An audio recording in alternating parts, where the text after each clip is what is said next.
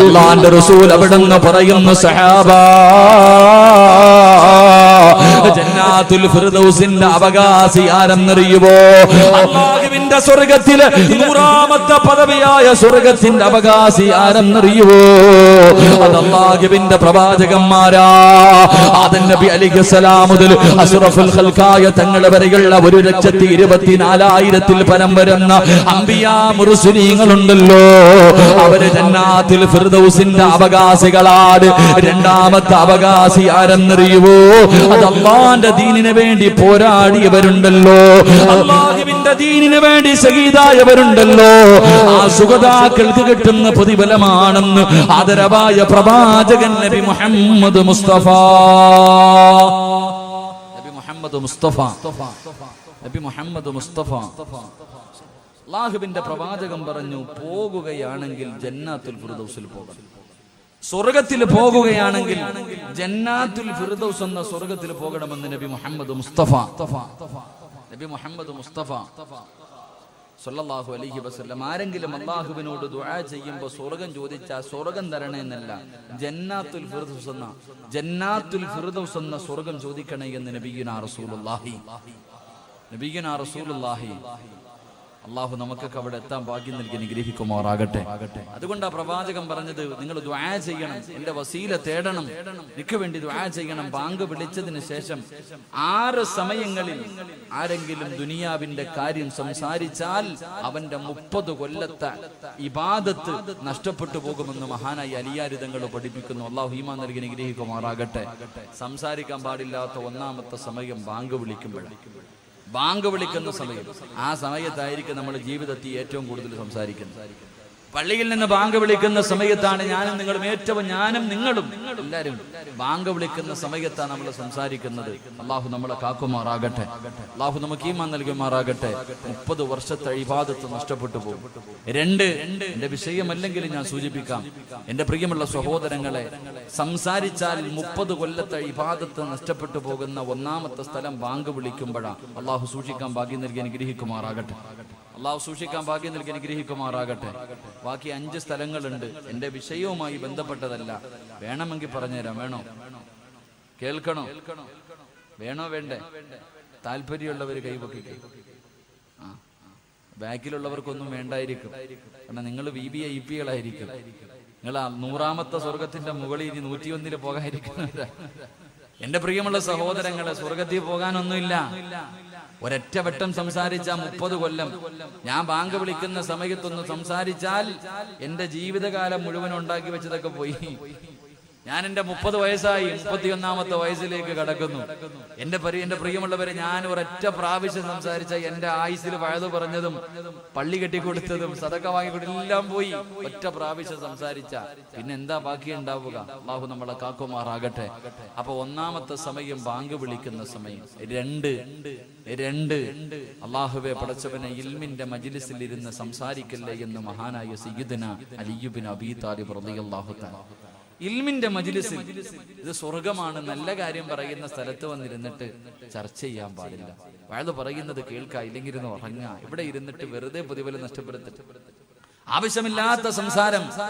പടച്ചവന് ചെറുപ്പക്കാരൊക്കെ പറയാറുണ്ട്, ഉസ്താദ് വഴുതിന് പോകുമ്പോ ഈ മൊബൈൽ ഉപയോഗത്തെ കുറിച്ചൊന്ന് പറയണം. അവിടെ ഇരുന്ന് വാട്സപ്പ് പ്രയോഗം നടത്തുന്നവരാ അല്ലേ?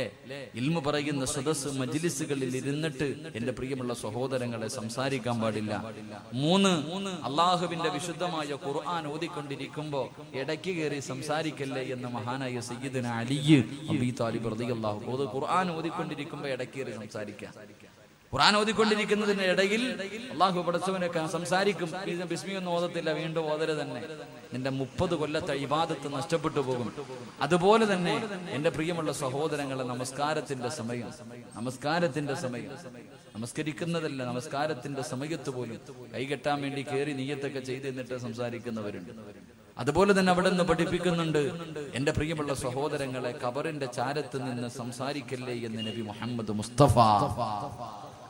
ഖബറിന്റെ ചാരത്ത് നിന്ന് സംസാരിക്കാൻ പാടില്ല. എന്റെ പ്രിയമുള്ള സഹോദരങ്ങളെ, എല്ലാ ചർച്ചകളും നടക്കുന്നത് പള്ളിക്കാട്ടില്ല. ഖബറിന്റെ ചാരത്ത് ഒരു മയ്യത്ത് കൊണ്ടുപോയി ദുനിയാവിന്റെ തൊലിക്ക് മുകളിൽ മോഹങ്ങളും സ്വപ്നങ്ങളും കണ്ട് ജീവിച്ചിരുന്ന പച്ചയായ ഒരു മനുഷ്യനെ കൊണ്ടുപോയി കുഴിച്ചിട്ടിട്ട് അവന്റെ നെഞ്ചത്ത് വാശിയോടെ 3 പിടി മണ്ണും വാരി എറിഞ്ഞിട്ട് പറയാറുണ്ട്, നിന്നെ മണ്ണിൽ നിന്ന് സൃഷ്ടിച്ചു, അവിടേക്ക് തന്നെ നിന്നെ മടക്കി എന്ന് പറഞ്ഞു മണ്ണും വാരി നെഞ്ചത്തിട്ടിട്ട് അവിടെ നിന്നുകൊണ്ട് സംസാരിക്കുന്നവരുണ്ട്.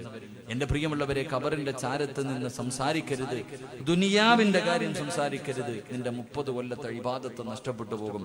എന്റെ പ്രിയമുള്ള സഹോദരങ്ങളെ, 6ാമത്തത് ജനാസ കൊണ്ടുപോകുമ്പോ ഒരു മനുഷ്യന്റെ മയ്യത്ത് ഇങ്ങനെ പള്ളിയിലേക്ക് അടക്കുന്നതിന് വേണ്ടി കൊണ്ടുപോകുമ്പോ പുറകെ കൂടെ ഇങ്ങനെ പറഞ്ഞിട്ട് പോകുന്നവരുണ്ട്. മയ്യത്ത് കൊണ്ടുപോകുമ്പോൾ ലാ ഇലാഹ ഇല്ലല്ലാഹ് എന്ന് പറഞ്ഞു കൊണ്ടുപോകും. അതിന്റെ കൂടെ അവന്റെ പച്ചയിറച്ചി നിന്നോണ്ട് പോകുന്നവരുണ്ട്. അള്ളാഹു നമ്മളെ കാക്കുമാറാകട്ടെ. അതുകൊണ്ട് 6 സ്ഥലങ്ങളിൽ സംസാരിക്കരുത്. അള്ളാഹു നമുക്ക് ഈമാൻ നൽകി അനുഗ്രഹിക്കുമാറാകട്ടെ. മഹാനായ നബി മുഹമ്മദ് മുസ്തഫ സ്വല്ലല്ലാഹു അലൈഹി വസല്ലമ തങ്ങളോട് സ്വഹാബത്ത് ചോദിച്ചു, നബിയെ, പ്രവാചകന്മാരും ശുഹദാക്കളും മാത്രമേ ഈ സ്വർഗ്ഗത്തിൽ പോകത്തുള്ളൂ? പ്രവാചകന്മാരും ശുഹദാക്കളും മാത്രമേ ഈ ജന്നാത്തുൽ ഫിർദൗസ് എന്ന സ്വർഗത്തിൽ പോകത്തുള്ളൂ? അവിടെ പോകാൻ വല്ല അവകാശമുള്ള വേറെ ആരെങ്കിലും ഉണ്ടോ? എന്റെ പ്രിയമുള്ള സഹോദരങ്ങളെ, ചില നല്ല കാര്യങ്ങൾ ആരെങ്കിലും തന്റെ ജീവിതത്തിൽ ചെയ്താൽ അവന് ഫിർദൗസ് എന്ന സ്വർഗമുണ്ടെന്ന് നബി മുഹമ്മദ് മുസ്തഫ. ആർക്കെങ്കിലും നാളെ പ്രവാചകന്മാരും ശുഹദാക്കളും കിടക്കുന്ന സ്വർഗത്തിലെ 100ാമത്തെ പദവിയിൽ നമ്മുടെ വാപ്പയായ ആദം നബി മുതൽ അഷ്റഫുൽ ഖൽഖായ തങ്ങളെ വരില്ല. ആ ലക്ഷക്കണക്കിന് പ്രവാചകന്മാരുടെ കൂടെ നടക്കാൻ നിനക്ക് ആഗ്രഹമുണ്ടോ? ചില നന്മകൾ നിന്റെ ജീവിതത്തിൽ ചെയ്താൽ നിനക്ക് എളുപ്പമായി അവിടെ എത്താൻ കഴിയുമെന്ന് നബി മുഹമ്മദ് മുസ്തഫ സ്വല്ലല്ലാഹു അലൈഹി വസല്ലമ തങ്ങൾ പറഞ്ഞു തരുന്നു. ആ എളുപ്പ വഴി നമുക്ക് പഠിക്കാം, ജീവിതത്തിൽ പ്രാവർത്തികമാക്കാം. അള്ളാഹു തൗഫീഖ് നൽകി അനുഗ്രഹിക്കുമാറാകട്ടെ.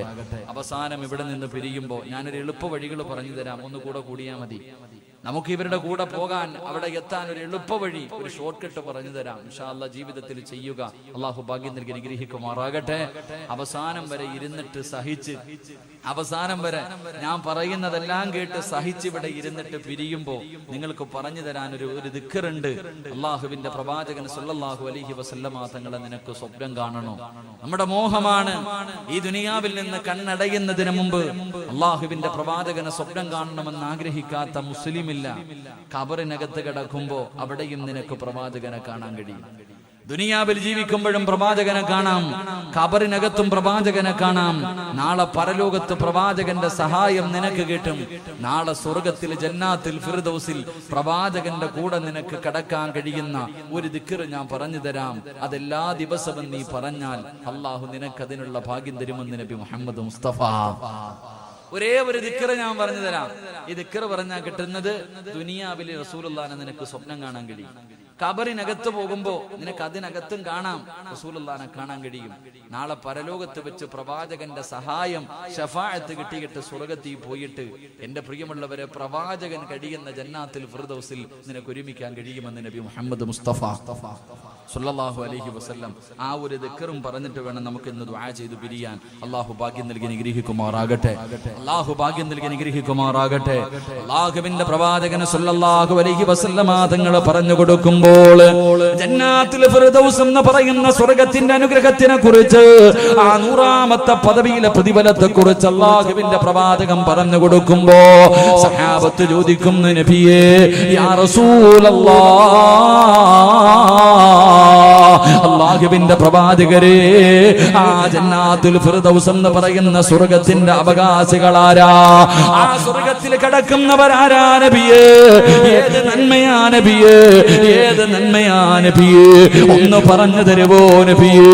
അല്ലാഹുവിന്റെ പ്രവാചകൻ അവിടെ നിന്ന് പറഞ്ഞു കൊടുക്കുകയാണ്.